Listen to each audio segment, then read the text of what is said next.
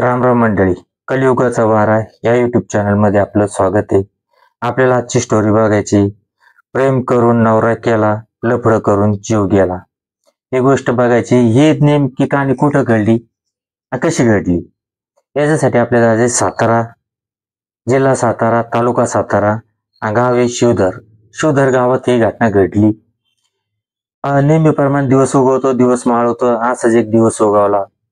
याच वर्षातील 7 जुलै 2025 रोजी, वार सोमवार. त्या दिवशी काय झालं, ते शिवधर गावे आणि तिथूनच बाजूच्या एक अर्ध्या किलोमीटरवर जाधव वस्ती म्हणून राहते. आणि त्या जाधव वस्तीत लोक कामाला जायचे आणि म्हातारे लोक, आपल्या इकडे पण म्हातारे लोक घरी असतात. तशी एक म्हातारी घरी होती आणि तिला मिसरी लावायची होती. मिसरी म्हणजे तंबाखूची जी मिसरी असते त्या बाया लावत्यात.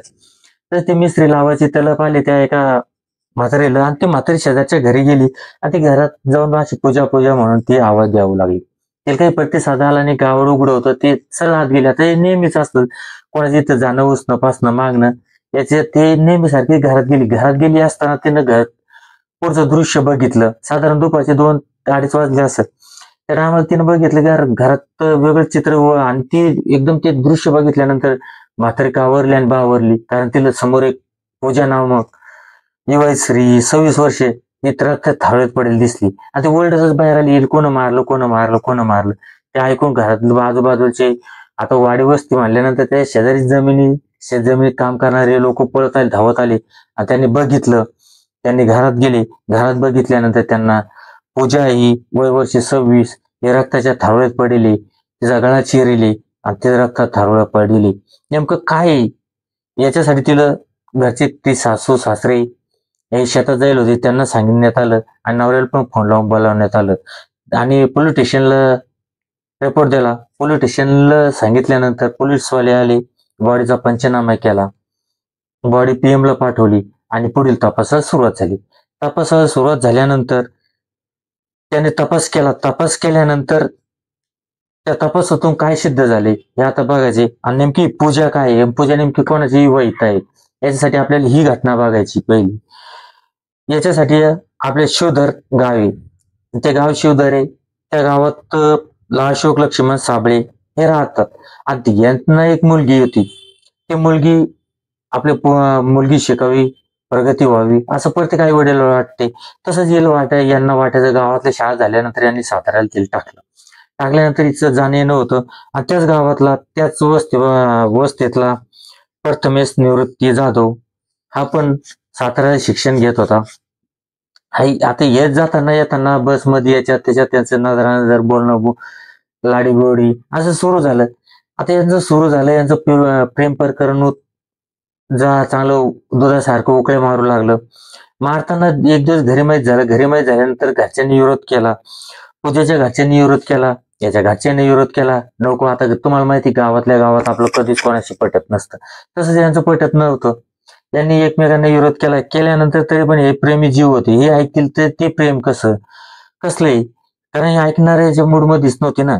यांनी काय केलं, हिचं पूजाचं वय जरा 18 वर्ष कमी असलं की मग काय होतं की बहुतांचं प्रेम जरी असलं तरी पण त्याच्यात काय होतं, मग पोलीस स्टेशनला रिपोर्ट होती की बाबा आमच्या पोरीला फुस लावून पळवलं, अल्पवयीने, हे झंझट नको म्हणून त्यांनी थांबले आणि सांगितलं बाबा आमचं काही नाही, आता आमचं सुटलं.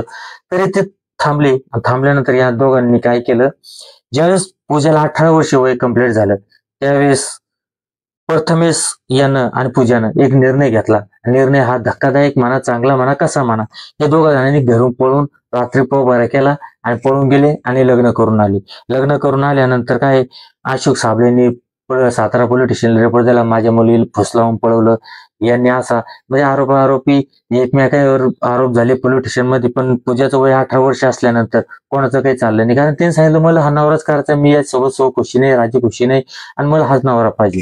तिथं पोलीसवाल्यांच्या हात चालले नाही, आई वडिलांच्या नाही, सासू सासऱ्याचं नाही, कोणाचंच काही चाललं नाही.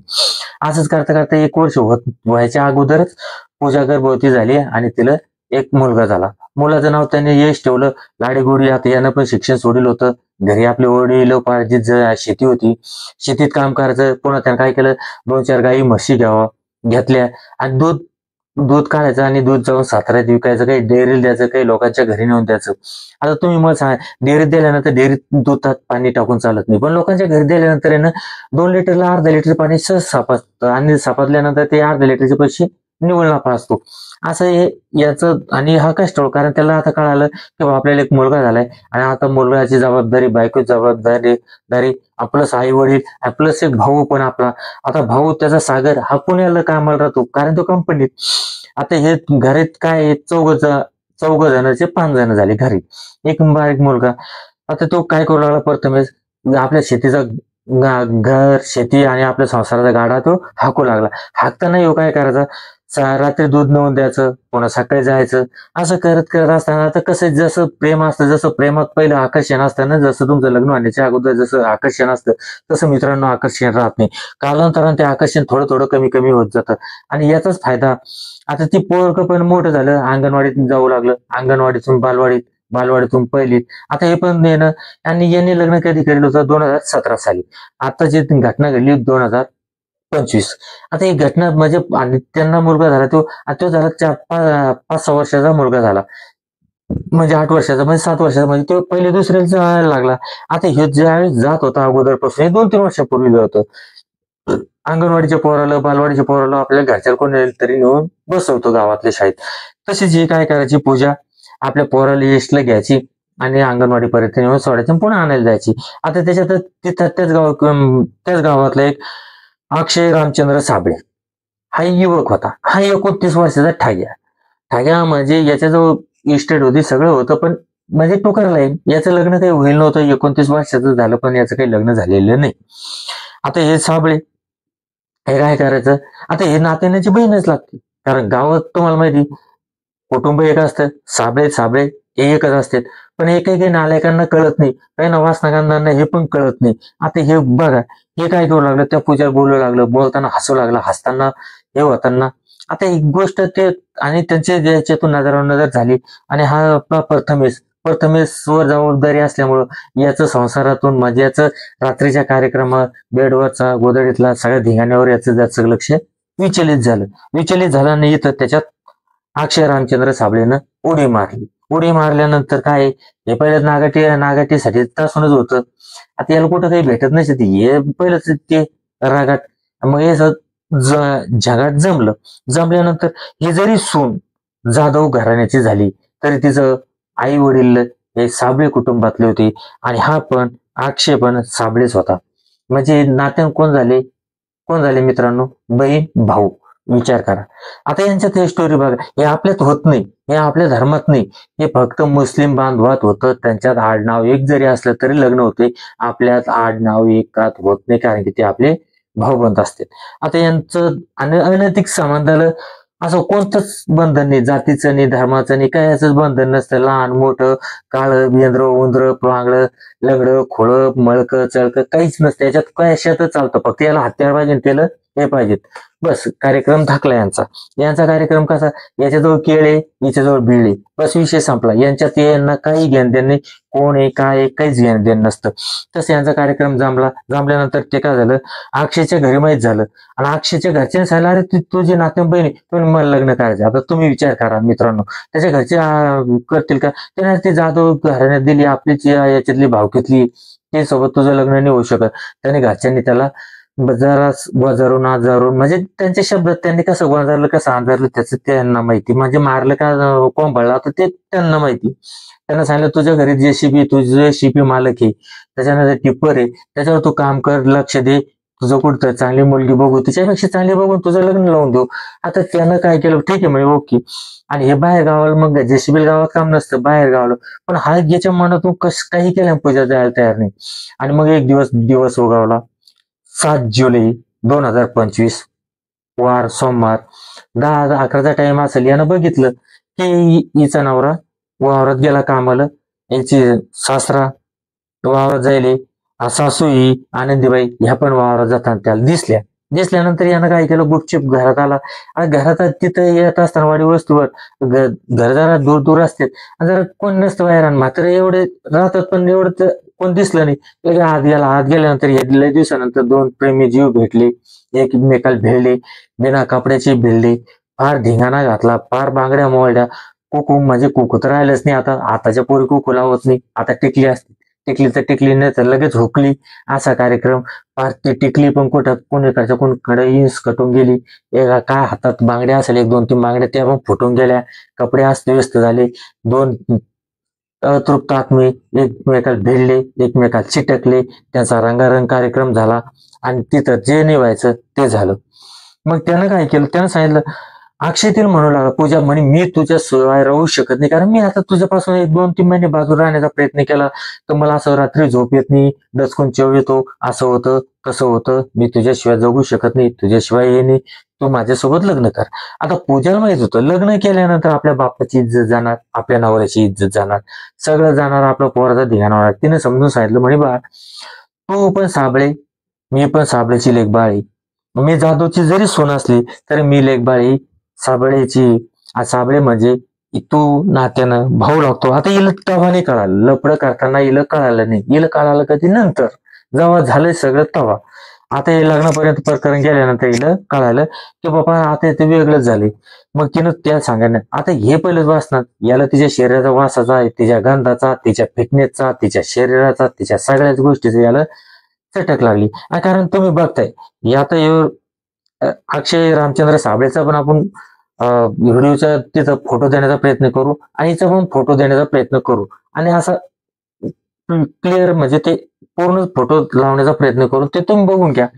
तो पण त्याच्यातून तुम्हाला कळून जाईल की त्याचा चेहरा बघितल्यानंतर तुम्हाला कळलं की हा अक्षय हा नेमका कोणाला लेवलचा आहे. म्हणजे लेवल म्हणजे उन्हाळकी, टोकारकी ह्या लेवलचा तो फोटोतूनच साफ साफ दिसतो.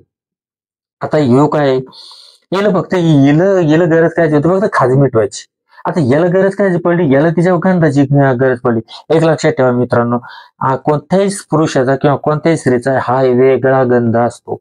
हा गंध, हा गंधाच्या नंतर एखाद्या वेळेस सांगेल तुम्हाला गंध कसा असतो. ज्यावेळेस तुम्ही साबण किंवा शॅम्पू किंवा सेन्न अंगाला मारता जो वास येतो तो गंध असतो. आणि एखाद्याचा शरीराचा गंध माणसाला जर आवडला ना तर खरं म्हणजे लोक म्हणते याच्यावर करणी कवटाळ केलं, यानं येलं कोण तरी काही ते खाण्यात घातलं. हे खाण्यात घातलेलं नसतं मित्रांनो. तिचा जे शरीराचा गंध आहे, जर त्या माणसाला जर त्या शरीराचा गंधाचा जर फरक जर पडला ना, तो माणूस काही पण करल, 2 एकर ऐकल पण तिला तो सोडायला तयार होत नाही. कारण हे गंध तुम्ही मागे पण बघितले, ते सरपंच काय, ते सरपंच ते बीडचा सरपंच गेलं त्या नर्तिकीसाठी, एक नाचणारीसाठी स्वतःचा जीव दिला. का दिला, पण तिच्या अंगाचा जीव गंध होता त्यासाठी ते पागल होतं. एवढा कॉन्ट्रॅक्ट घेणारा एवढा मोठा, पण एवढं त्या तिचा मेकअप जर उतरवला ना साल कुत्र भिवून दचकून पळून जाईल राव, अशी ती बाई. आणि तिच्यासाठी यानं स्वतःच्या गोळ्या मारून घेतली. म्हणजे हे असले प्रकरण होतात. आणि आज शेतले तुमच्या आजूबाजूला तुम्हाला भरपूर दिसतील, भरपूर वेळेचा बाजार दिसेल की तुम्ही मसाला हे काय आहे, त्या तिच्यात काय आहे, एवढं तिच्यावरती पागल झाले. याच्यात पागल नसतं मित्रांनो. याच्यात काय असतं, त्यानं काही खाण्यात घातलेलं नसतं. फक्त त्या जे शरीराचा गंध आहे, शरीराचा जीव सहवासी, ज्या कला असतात अंगातून, ज्या कला असतात मिठीच्या, त्या 64 कला आहे. त्या कला मग नंतर एक एक बघून घेऊ, कारण आपलं चॅनल अजून एवढं काही ग्रोथला आलं नाही. ज्यावेळेस ग्रोथ ते होईल ना चॅनलची, त्यावेळेस एक एक कला आपण बघत राहू. मग यानं काय केलं, याला ह्यो माझा नाही कर ते नाही, दोघा जणात वाद उफाळला.